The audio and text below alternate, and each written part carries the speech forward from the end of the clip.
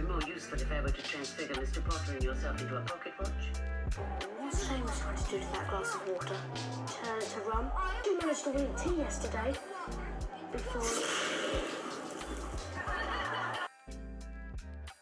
Hello friends, and welcome back to my channel. This is Knitting Podcast Episode 2. My name is Sydney, and on this channel we talk about knitting, sewing, crocheting, and all sorts of crafty things. So if that sounds interesting to you, stick around. So today we are going to be talking about a few things that I finished. It's been a week, I think a week exactly. Today is Sunday, October 29th, 2023. So it's been a week exactly since I filmed my last podcast, and not that long since I posted it. But I have, I think, one finished object and one half finished object. So we're just going to get right into it. So my first finished thing that I have to show you today, my hair's looking a little wonky, but it's fine. My first finished thing I have to show you today is this blanket. So I showed this one last week and it's finished, but I haven't weaved in the ends. So you tell me if that's finished or not. I think it is. But I cast it off last night and there's a few imperfections to it, but it's only my second knit blanket that I've ever made. It's a I think this one might be for my niece, my baby niece, or I might save it and give it to another baby that's born. I'm not sure. But this was made, well, let me show you first. It's kind of hard to see it. It's not that big. It's pretty small. But this is a corner-to-corner blanket. I think this was my first corner I started from. But I still have to weave in the ends. This was a corner-to-corner blanket, and I found a YouTube video that showed how to do it, so I'll tag that below. But this was actually a really fun make. This was one of those blankets that I just left in the car and just knit on it whenever I had time. But I really enjoyed making this one. I made this on, let's see, on a 4mm needle, circular needle, and this is just a part of a set that I got off of Amazon. I bought a whole set of circular needles, just like a cheap set to get me started, before I really got into knitting, and it was only like $30 or something. So these are actually really nice. The only thing that's annoying is that occasionally they will come unscrewed, and it does come with like a little key thing to twist it to like kind of lock it, but it doesn't always hold, so that's really annoying. But for the price that I paid, they do what they need to do. So yeah, I like these. They're called like I don't even know how to pronounce that. You probably can't even, yeah, you can't see it. I'll just tag them below. But yeah, so I still have to weave in the ends to this blanket, and I really like the colors. It's yellow, blue, gray, pink, white, and there's a few imperfections. Like towards the end, I dropped stitches and I tried to pick them up, and it was at night, so I didn't feel like messing with it too much. So I used to use a crochet hook, and so now there's like, I don't even know if you can see that. Now there's stockinette stitches on there because of the way I picked it up. But I was tired and I just wanted to finish it, so I just did that. And then now there's a little hole, but I'll sew that up. But a baby's not gonna care. But yeah, this is nice. It's nice and drapey. This is made out of 100%, wait, no, it's not 100% acrylic. It is, I think it's 60% acrylic, 40% polyamide, and it's the Baby Bee Soft, I think, from Hobby Lobby. I'll tag it below. But yeah, this is technically my only finished object. And I haven't blocked it or anything. I don't know if I will, or if I'll just wash it machine wash it, because this is the type that you can. Yeah, I wanted something that was easy to wash because a mom doesn't really want to put the regular baby blanket in they don't want to have to block it or hand wash it and all that stuff. I'm intending for this to be one of those, maybe like a car seat blanket or a stroller blanket, because it's starting to get really cold here. It's October, but I think Halloween is in 3 days, and we're supposed to get a cold front here. I live in the Midwest, but we're supposed to get a cold front starting tomorrow, and at night it's going to be around 25 to 30 degrees. So Halloween is not going to be fun this year for the kids that are trick-or-treating. But anyway, so the second thing that I have is a sock.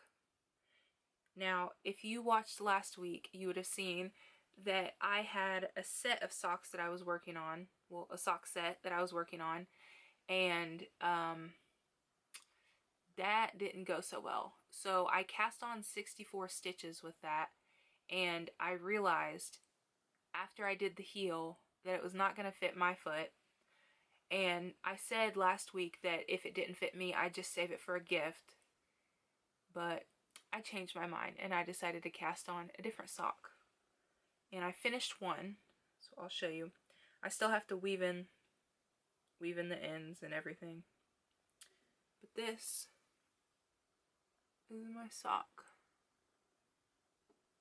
Try to get closer so you can see the colors. So I did a contrasting heel and toe. And this is called, I think it's called Opa Sokken, or Opa Sock. And this was a free pattern on Ravelry that I found. And I've actually made this twice. My first pair of socks ever that I made, they're actually on my feet right now, I made in the same pattern. And it's nice because it's a ribbed pattern. So the top, let me stick that tail down in there. The top is a 2x2 rib, and then it transitions into a 3x1 rib down the foot. And technically you're supposed to do the 3x3 on the front, and the back is just supposed to be stockinette, like down here. But I forgot, and I was already down to the cuff when I remembered, and I wasn't going to go back and fix all that. So I just kept it where it was, and I actually like how it turned out. So yeah, it goes all the way down to the toe, and then the toe is just stockinette. And then I did the toe decreases. And the heel is slip stitch heel flap and gusset. And the heel color, this is Stroll by Knit Picks, and this is the color Cider. And then this sock, this is 100%, I think, superwash merino from 100% superwash merino wool from Hobby Lobby, just their hand-dyed yarn that they have. I got it on sale. So yeah, I actually really like the colors on this, and I'm excited. And it fits great. I cast on, because I have big feet, so I cast on 72 stitches, which is like, it's like a teeny bit big. I don't know how to modify sock patterns just yet, but I feel like I would be in between a 64 and a 72, like maybe like a 68 or a 70, but I'm thinking because it's a what do you call it, a ribbed pattern, that it'll fit better. But yeah, I really like these, and I've already cast on the second one. So this is my last finished object, so I'll show you the second sock that I have. So I've got the second one already started. And I forgot to tell you, so I cast on 72 stitches with a 2.25 needle, and then I moved on to a 2.5 for the rest of the sock. And that is a the 9-inch circulars. I really like these. I haven't tried DPNs yet, and I also haven't tried using Magic Loop for a sock yet. I've used it for a pumpkin. I'll show you. This pumpkin was the first time I ever used Magic Loop, and it was with a big yarn, so, well, a thick yarn held double, so it wasn't too bad, but I don't think I would like that for socks. I think it would be a little bit too finicky. But the Magic Loop, the 9-inch circulars actually work really well for me. I think you just have to get used to holding them correctly in your hands. And especially if you have big hands, it can make your hands really cramp. So you have to, you kind of have to knit on this differently than you would knit any other project. Because it's so small, you really have to, you know, hold it and be gentle with it. Otherwise, your hands will start to cramp really bad. So I had to watch a tutorial by the Crazy Sock Lady to figure out how to do this correctly. Ooh, my stomach just growled, if you heard that. I haven't eaten anything yet today. So yeah, and I used the pattern from Ravelry, but I also, I follow the pattern for the design, but then everything else, I kind of just follow the Crazy Sock Lady's 9-inch vanilla sock tutorial, just because she makes things easier to understand, like how she talks about picking up the ladder stitch in between the front and the back of the sock, so that you don't get a hole there, which is smart. I don't know if other people talk about that, but she talks about it in every one of her sock videos. So I've done that, and it prevents the hole. But yeah. So yeah, I really like these. I think they're so cute, and they're stretchy, and the pattern is really easy to follow. The only thing is, there's a repeat. So it has you do 3 rounds of knit 3, purl 1, and then 1 round of just straight knit. And a lot of times I would forget, and so I would just have to like either pull it back or kind of just figure it out as I went, like change it up. But I only did, on the one that I finished, I only did the knit 3, purl 1, and then the row of all knit on the leg portion, and then the rest I just did knit 3, purl 1, because I couldn't be bothered to try to remember every 4th row, because I like to knit socks as a what's the word, kind of like a therapeutic thing, or like you don't really have to think about it. You keep them in your little bag, and you take them when you go somewhere, and you can talk while you knit or whatever. So I like to just keep it simple. So I have this sock in my finished bag that I made. I showed this last week. Oops. And I've got ribbon in it now, so it closes. But I keep it in this little bag with my other stuff. And I posted this on my Instagram. If you guys want to follow my Instagram, it's at The Daydreaming Introvert. I just created it a few days ago, so it only has a few posts on it yet, but I will try to show everything that I finish on there before I post it on here. So yeah, there's my little bag. I love it. So cute. And okay, since we're talking about socks, the next thing that I have, it's in this bag. Last week I talked about this. It was supposed to be a book cover, but I made it at night and I cut it too short, so I turned it into a little bag, a project bag. And so I have a whip, a sock whip, but I also kind of have an acquisition. So I was at my friend KP's house the other day, and I was going through all her yarny stuff, and she had a ball of Hobby Lobby hand-dyed sock yarn. And she said, you can just have that. And I was like, okay, I'll take it. I'm not gonna say no. But the colors that it was mostly white, and then it had some blue speckles, and then like some red, blue and purple, I think. And it wasn't really my cup of tea. So I've been wanting to try out dyeing yarn just for fun for a while. So I decided this weekend that I was going to dye the skein.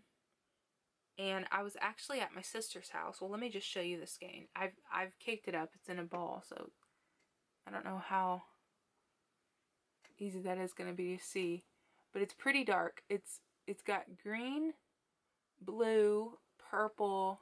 It's got specks of black and then like some other colors speckled in there. But whenever I was at my sister's house this weekend, I decided to dye it on a whim. So I had with me Wilton Food Colors, the gels, and I've seen videos of people dyeing yarn at home, and I knew that you could use food coloring, and I knew that you could use vinegar, but I didn't have any vinegar. So I went searching through my sister's cabinets, and I found some apple cider vinegar. And if you, this is going to sound funny, but if you grew up poor, you'll understand that you had to be creative to get things done, or sometimes even with meals, you know, you had to put random things together and turn it into a meal that tastes good. So as an adult, I'm still resourceful like that. So I decided to use my gel food colors and apple cider vinegar, and I followed a tutorial that I found online. I'll have to share it below. But basically it said to soak your yarn for 30 minutes in plain water, and then boil a pot on the stove with every cup of water that you put in, add I think 1.5 tablespoons of vinegar. So I used the apple cider vinegar, put it in there, and then you bring the water up to a boil, and then you add your soaked yarn into it and turn it down to a simmer, and then you add your colors.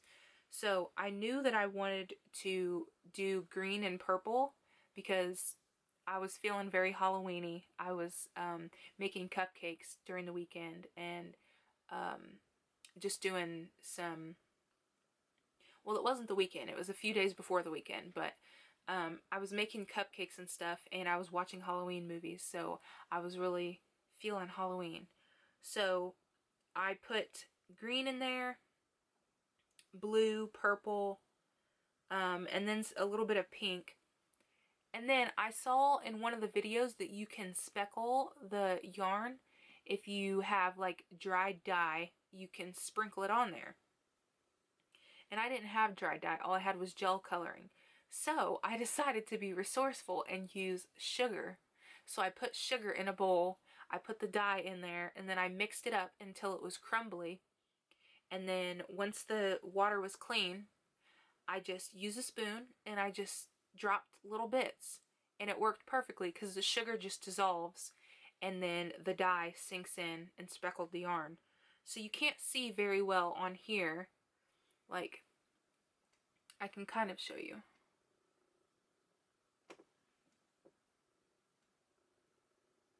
It's trying to show my face. But I will show you on the yarn, so where it worked up. And this is a sock whip.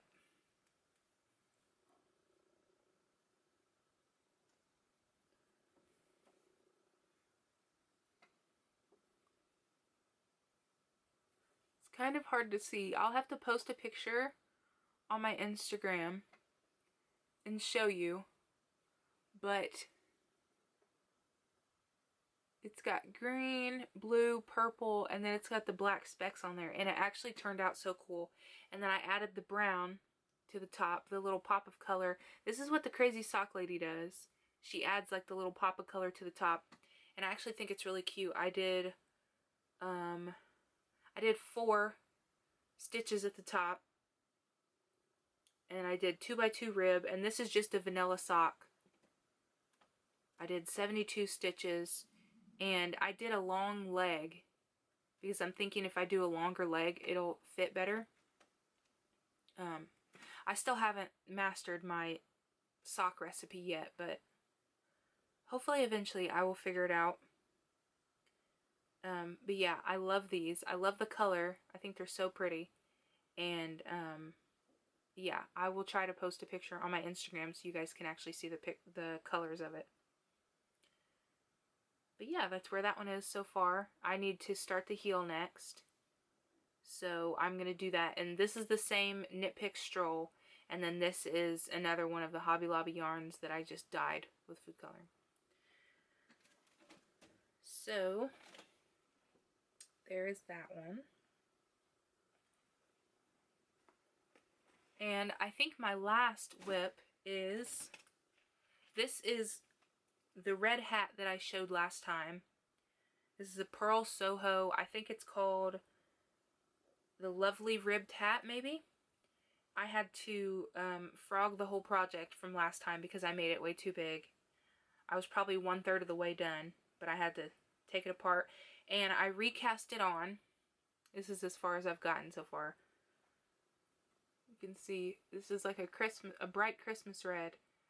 But I recast it on with 128 stitches, and this is a 3.25 circular needle, 16-inch.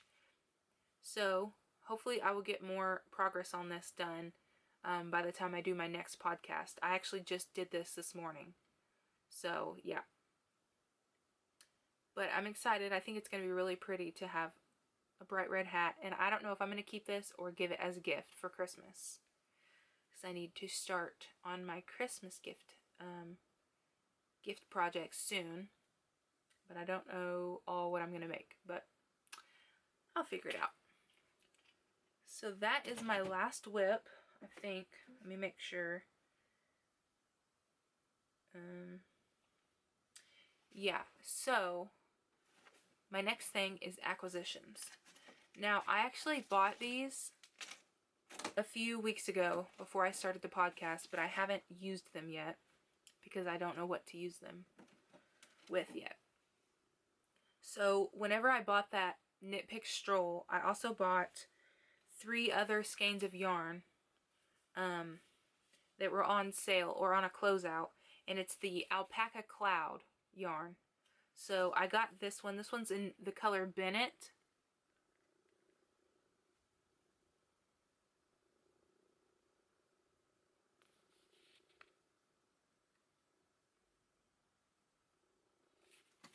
I think this is more of, it's a lighter blue than it's showing up on screen, as far as I can tell. And then the second one, this one is my favorite. This one is called Esther, and these are both fingering weights.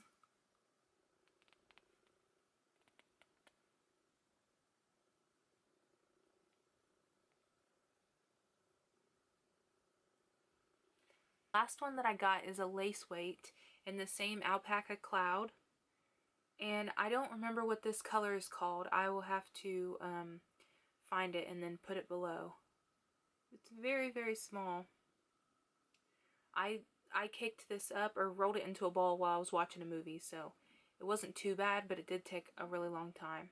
I don't have a ball winder or a Swift yet, because I kind of just feel like I can just roll stuff up in a ball and it doesn't really bother me, but eventually I will get one. So I think that is the last thing that I have. So thank you guys, if you've made it this far in the video, for watching, and I will see you next time, hopefully with some more acquisitions that I can show you and some more finished projects.